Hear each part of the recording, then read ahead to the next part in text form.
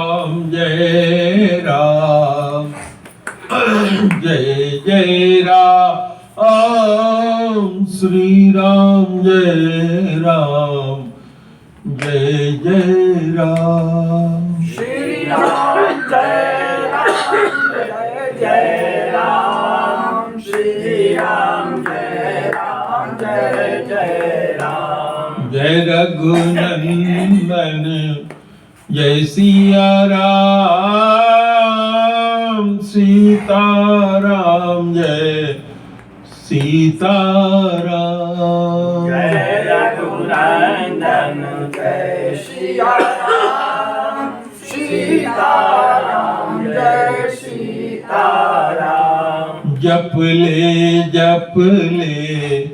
राम का नाम अंत समय में आएगा काम। जप ले राम का नाम अंत समय में आएगा काम। जग की दौलत है बेकार अंत समय में न आएगी काम। जग की दौलत है बेकार अंत समय में आएगी काम। तो जप ले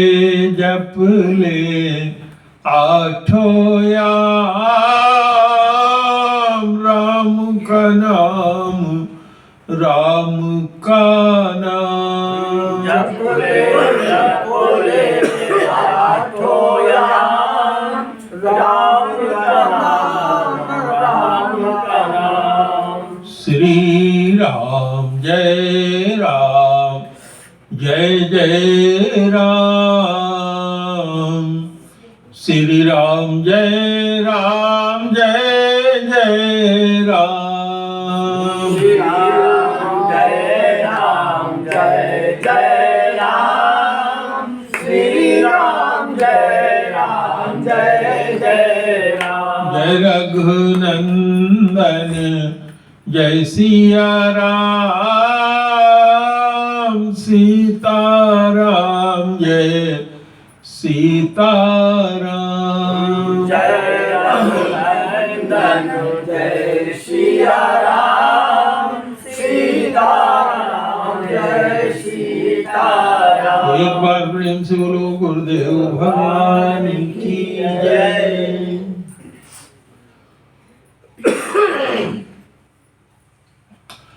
भगवान में मन लगना चाहिए, चाहे जैसे भी लग जाए।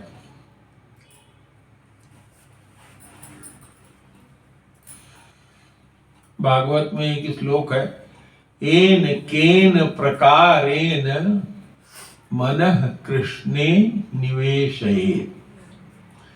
जैसे लोग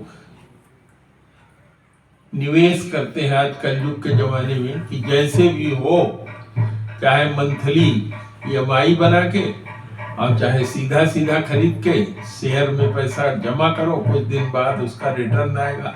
तो इस रिटर्न का तो कोई भरोसा नहीं कि सही आएगा कि डूब जाएगा। लेकिन भगवान में मन लगाने का, वहां जो निवेश करने का है, उसका रिटर्न अच्छा ही आएगा। ये 100% गारंटी है, ऐसा संतों ने कहा है। एन केन प्रकार है, किसी भी तरीके से मन को भगवान में लगाओ। गोपियों ने भगवान में मन कामना से, प्रेम से लगाया। कंस ने भय से लगाया। नंद बाबा और यशोदा जी ने पुत्र के प्रेम से लगाया। पूतना ने मारने के लिए विष पिला करके मारने के लिए दुश्मनी के भाव से लगाया। लेकिन सबको भगवान की गति प्राप्त हुई। तो जैसे भी हो, मन को भगवान में लगाना चाहिए। और दो ही क्षेत्र है, एक तो दुनियावी क्षेत्र संसार, जिसको माया का क्षेत्र कहते हैं, और दूसरा मायापति रघुनंदन, एक माया के स्वामी और एक माया जो उनकी माया। तो भगवान की जो माया है वो इतनी आनंददायिनी है कि उसी संसार वाली रूपी माया जो है उसमें मन लगता है, और जो उसका स्वामी है उसमें मन नहीं लगता। तो वही भगवान राम अयोध्या में दशरथ के पुत्र के रूप में अवतार लेते हैं, लक्ष्मण जी के साथ मांग करके विश्वामित्र जी अपने यज्ञ की रक्षा के लिए ले जाते हैं। यज्ञ की रक्षा के लिए मांगने के समय दशरथ जी बड़ा नाटक करते हैं, देते नहीं। वशिष्ठ महाराज समझाते हैं कि जिस यज्ञ के कारण तुमको ये प्राप्त हुए पुत्र, उसी यज्ञ की रक्षा के लिए ले जा रहे हैं, तो दोगे नहीं? तो तैयार हो गए, ले जाओ भाई। और वही राम और लक्ष्मण यज्ञ की रक्षा करते हैं, और विश्वामित्र जी कहते हैं कि एक यज्ञ और है, हमारी इच्छा है कि चलो तुम लोग भी देखाओ। और उनके साथ उसी धनुष यज्ञ में जनकपुरी, मिथिलापुरी जाते हैं। और जब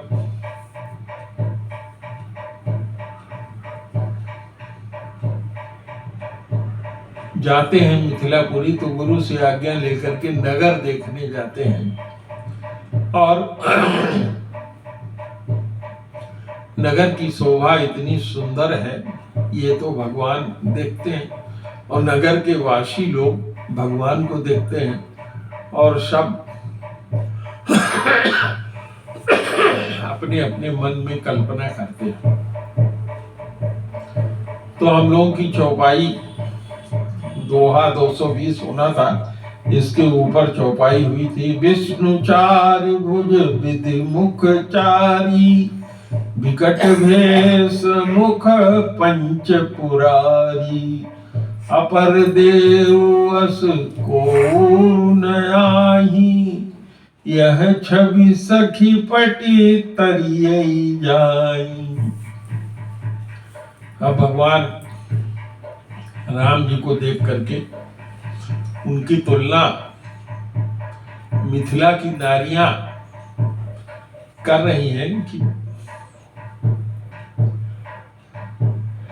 विष्णु चार भुज, विष्णु जी की चार भुजाएं, चार इधर और चार उधर, 8, लेकिन देखने में बड़ी खराब लगती है ना? उतनी सुंदरता नहीं होती जितनी 2 भुजा वाले ये अच्छे लग रहे हैं देखने में।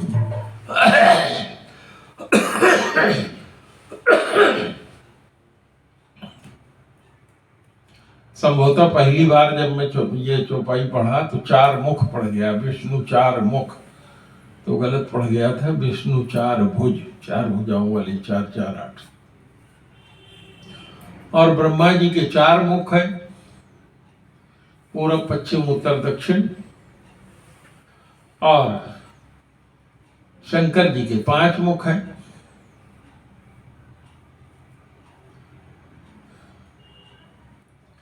कहते हैं कि इनके अलावा और कोई ऐसा देवता है नहीं जिसकी इनसे तुलना किया जाए, राम जी के लिए कह रहे हैं।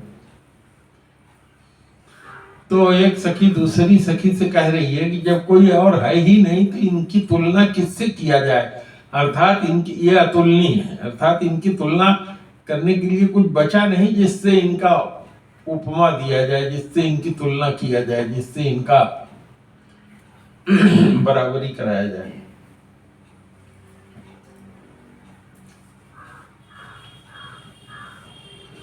कहीं कहीं जो ये लिखा है कि विकट बेस मुख पंच पुरारी, इसको इस तरह से भी कह देते हैं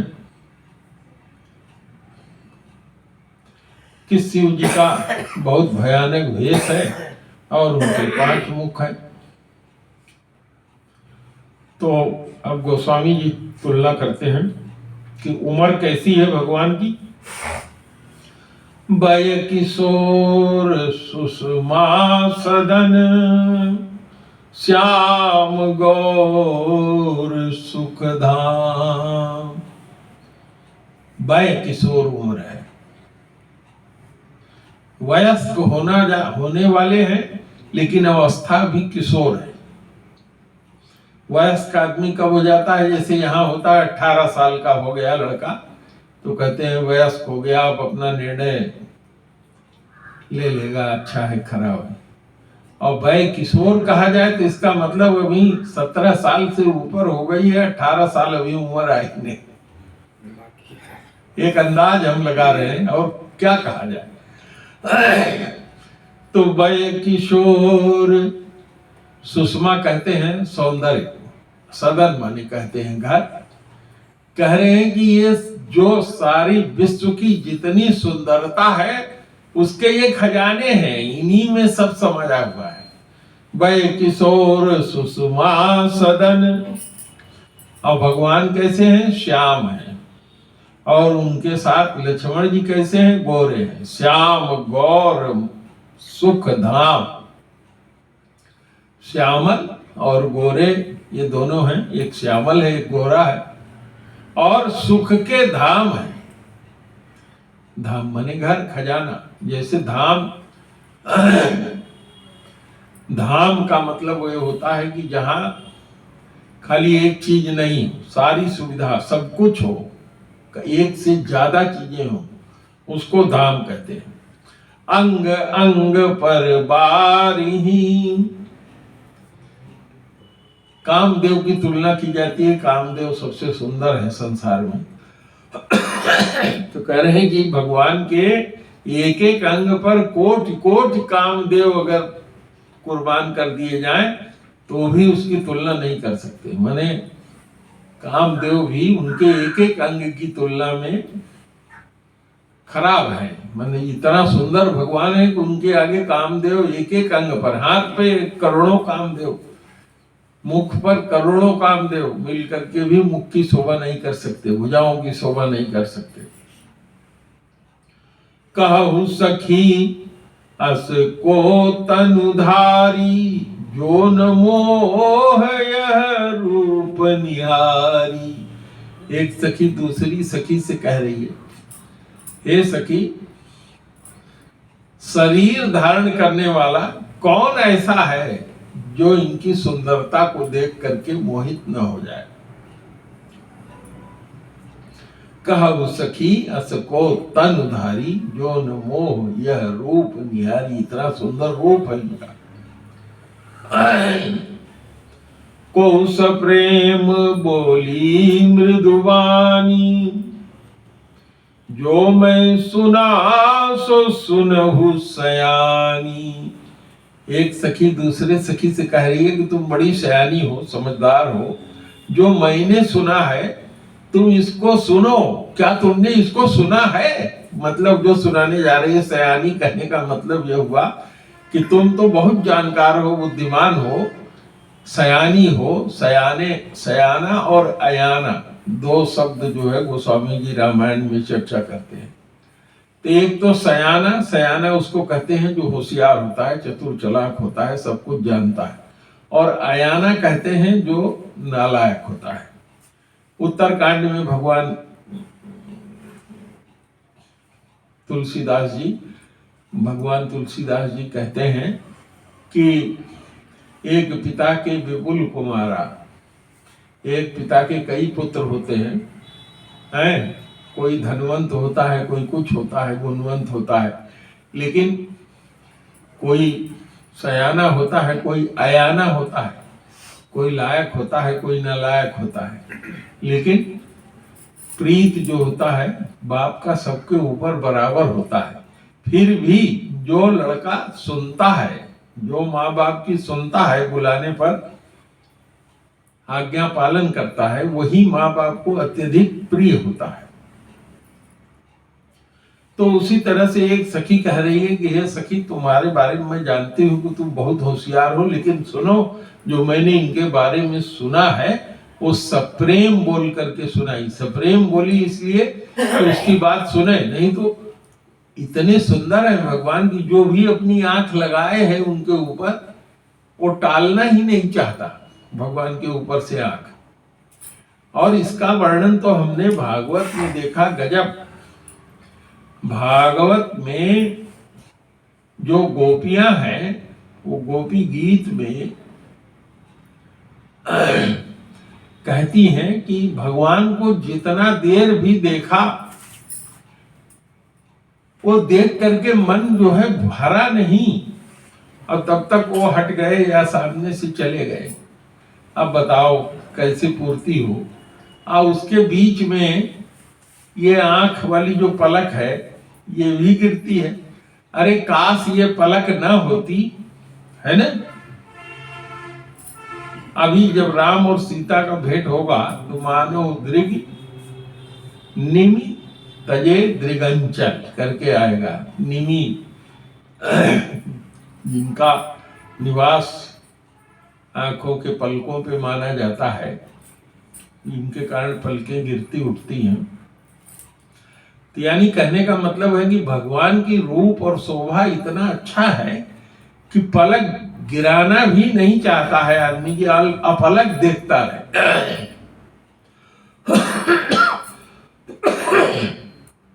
ए दो दस रथ के डोटा, ये दो दशरथ के ढोटा, बाल मरालन के कल जोटा।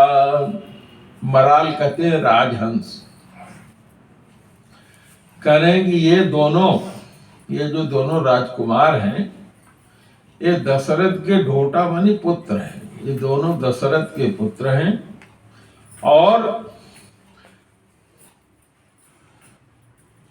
इनका बाल राजहंसों जैसा बहुत सुंदर जोड़ा है, लक्ष्मण और राम का। जैसे दो बहुत सुंदर हंस जो है एक साथ, एक श्यामल और एक गोरा जा रहे हैं।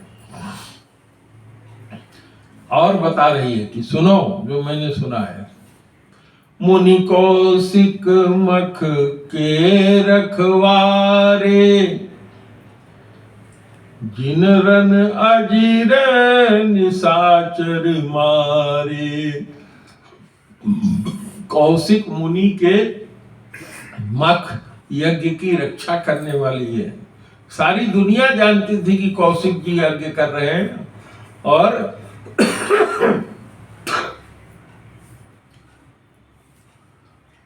सुबाहु मारीच और ताड़का के बेटे सुबाहु और मारीच जो इस क्षेत्र जन क्षेत्र में रहते थे, इनके कारण उनका यज्ञ पूरा नहीं होता था। कभी पीप, कभी मांस, कभी रुधिर वर्षा करते थे, सब अपवित्र कर देते थे। और कौशिक जी इतने खुद प्रतापी थे कि तपस्वी थे कि अगर श्राप दे देते तो ये सब खत्म हो जाते। लेकिन जो तपस्या का असर जानता है, वो जो संत होता है, संत की परिभाषा गोस्वामी जी आगे लिखते हैं कि वो इतना विनम्र होता है जैसे कि घास का तिनका जमीन पर रहता है, हम आप उसके ऊपर पैर रख करके चले जाते हैं, उसको जरा सा भी अभिमान गरुड़ नहीं होता। उसी तरीके से संत का स्वभाव होना चाहिए, विनयशील, अत्यंत विनयशील स्वभाव होना चाहिए संत का। क्रोध तो उसके नजदीक कहीं आना ही नहीं चाहिए, दूर दूर तक। तो वो उसी क्रोध के कारण विश्वामित्र जी राजर्षि से ब्रह्मर्षि नहीं हो पा रहे थे। वशिष्ठ जी के सैकड़ों बच्चों को उन्होंने मार डाला था। एक दिन वशिष्ठ जी को ही मारने के लिए वशिष्ठ जी और उनकी पत्नी अरुंधति बची थी। रात को फरसा लिए तपस्या करते करते सब लोगों ने उनको ब्रह्मर्षि मान लिया था, वशिष्ठ जी नहीं मान रहे थे। उन्होंने कहा चलो आज उनको खत्म करते थे। वशिष्ठ जी से उनकी पत्नी अरुंधति कहती हैं कि हे हो, इस समय सबसे तपस्वी कौन है? तो उन्होंने कहा इस समय पूरे ब्रह्मांड में सबसे तपस्वी विश्वामित्र। तो कहें कि उनको आप ब्रह्मर्षि की उपाधि क्यों नहीं दे देते? तो कहें वो ब्रह्मर्षि के योग्य है, सब कुछ है उसके अंदर, लेकिन अभी उसने अपने क्रोध को नहीं जीता है। बस उसी समय तुरंत फरसा लेकर के भीतर आए विश्वामित्र जी और वशिष्ठ जी के चरणों में जो है अपना फरसा रख दिया और साष्टांग दंडवत कर लिया। वशिष्ठ जी ने कहा कि अब तुमने क्रोध को जीत लिया है, आज से तुम ब्रह्मर्षि हो गए। तो ऐसे विश्वामित्र जी के यज्ञ के मुनि कौशिक के मख के ये रखवारे हैं जिन्होंने रण में अजीर का मतलब होता है जो बहुत ही दुष्ट, बहुत पुराने, सब तरह से अजेय टाइप के राक्षस थे, उनको इन्होंने मारा है। श्याम गात कलकंज विलोचन, गात माने शरीर, इनका शरीर कैसा है? सांवला है, और दोनों आंखें कितनी सुंदर है, कमल के समान। जो मारीच सुभुजम मधुमोचन, ये मारीच के, इनकी जो भुजाएं हैं वो मारीच के घमंड का नाश करने वाली हैं। मारीच को तो मारा नहीं था, उन्होंने बाण से मार दिया था, 100 योजन समुद्र के पार जाके गिरा था। कौशल्या सुत सो सुख खानी, कहते हैं वो सांवला वाला जिसका नाम ले रही है, कह रही है कौशल्या का लड़का है, सुख का खजाना है। नाम राम धनु सायक पाणी, नाम इसका राम है, हाथ में जो धनुष लिए हुए, धनुष और सायक,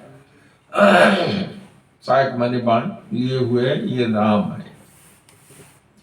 गौर किशोर वेशुबर काछे, कर सर चाप राम के पाछे, जो गोरा वाला किशोर उम्र का है, जो कमर में फेटा बांधे हुए है,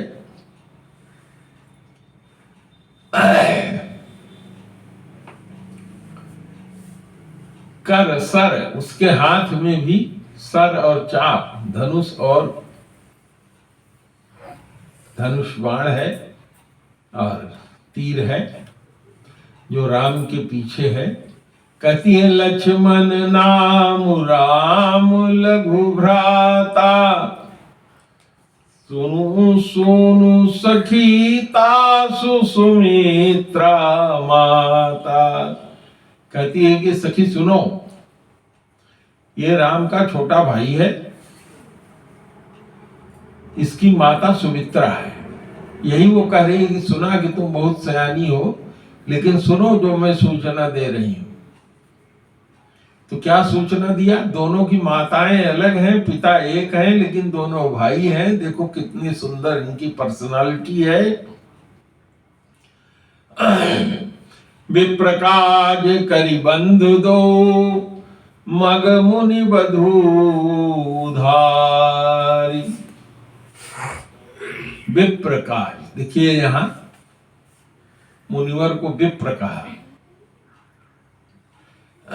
विश्वामित्र नामक ब्राह्मण का काम करके ये दोनों भाई आते हुए यहाँ रास्ते में मुनि पत्नी गौतम जी की पत्नी अहिल्या का उद्धार करके आए। देखन चाप मख सुनहर सी सब नारी। यहाँ जो धनुष यज्ञ हुआ है उसको देखने के लिए आए हुए हैं।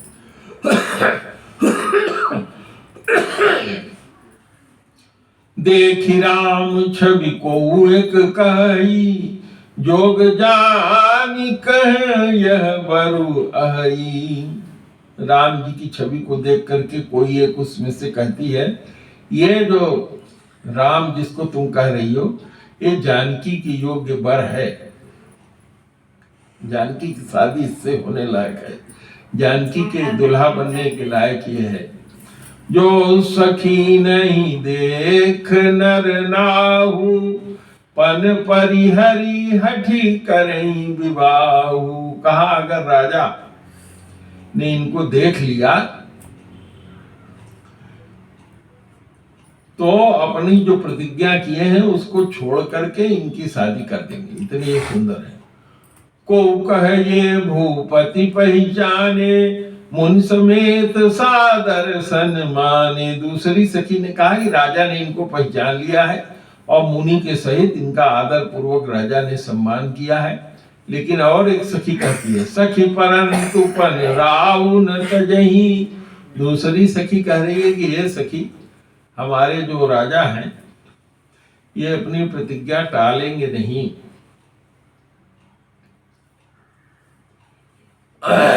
विधिवश हठी अविवेक कहीं भजही। कहा कि ज्ञानी तो बहुत हैं लेकिन होनहार के वशीभूत होकर के ये विवेक का आश्रय छोड़ दिए हैं, अविवेकी हो गए हैं।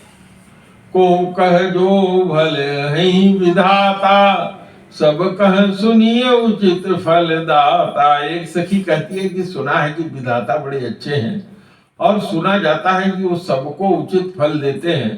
तो जानकी ही मिले ही बरेहु। अगर ऐसा है तो जानकी को यही बर मिलेगा, ना ही नयाली यहाँ संदेहु। हे सखी इसमें कोई संदेह नहीं है। जो विधि बस अस बने संजोगु, तो कृत कहते हो सब लोगु। अगर दैव योग से ऐसा संयोग बन जाए तो हमारे इस नगर के जितने लोग हैं कृतकृत्य हो जाएंगे, अर्थात इनको करने के लिए कुछ बचा नहीं। कृतकृत्य उसको कहते हैं कि अब इस संसार में उसको खाली मर करके भगवान के पास जाके वैकुंठ में रहना है, कुछ करना शेष नहीं है, उसको कृतकृत्य कहते हैं।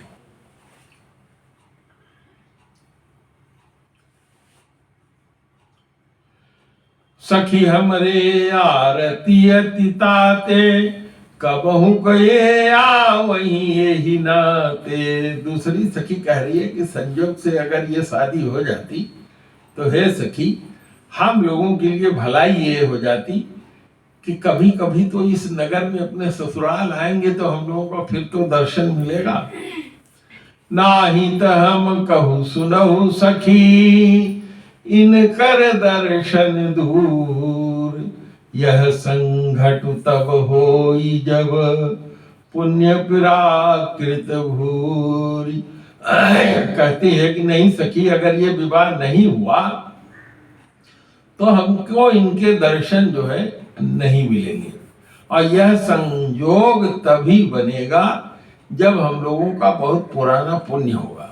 बोलिए पर कहू सखिनी का, यही विचारियति हित सबही का। दूसरी सखी ने कहा कि बहुत बढ़िया विचार करके तुमने कहा है, अगर ये ब्याह हो जाता, मैं विचार पढ़ गया था, यही ब्याह अति हित सबही का, यह ब्याह हो जाए तो सबका हित होगा। को कह शंकर चाप कठोरा, ये श्यामल मृदुगात किशोरा। को कह रहा है कि शंकर जी का धनुष बहुत कठोर है और ये लड़के तो बहुत ही कोमल हैं, इनका शरीर तो किशोरावस्था है, बहुत कोमल शरीर है। सब सुमंजुस है सयानी, यह सुनिए पर कही मृदुवानी। कहा ये सब जितना भी असमंजस है, दूसरी सखी ने सुन करके कहा, कोमल वाणी में कहा, सखी ने कह को अस कहीं बड़ प्रभाव देखत लघु अहि। कहा कि ये सखी, कोई इनके बारे में चर्चा कर रहा था कि इनका प्रभाव बहुत बड़ा है, देखने में ये भले छोटे हैं। परसु जासु पद पंकज धूरी, तरी अहिल्या कृत भूरी। अहिल्या जैसी नारी जिसने इतना पाप किया था, वो इनके चरण का धूल पा करके, कमलवत चरण का धूल पा करके तर गई। सो की रही बिन शिव धनु तोरे। क्या ये शिव जी का धनुष तोड़े बिना रह सकते हैं? यह परितीति परिहरियन भोरे।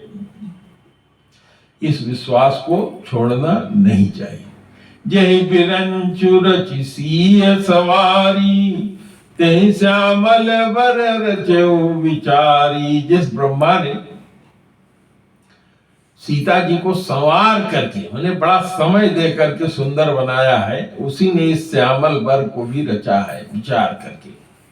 तासु वचन सुनि सब हर खानी, ऐसे ही होई कहीं मृदुवानी। उसका वचन सुन करके सारी सखियां प्रसन्न हो गई, कहने लगी अरे ऐसा ही हो, ऐसा ही हो। ही हर सही बर सही सुमन, सुमुख सुलोचनि वृंद।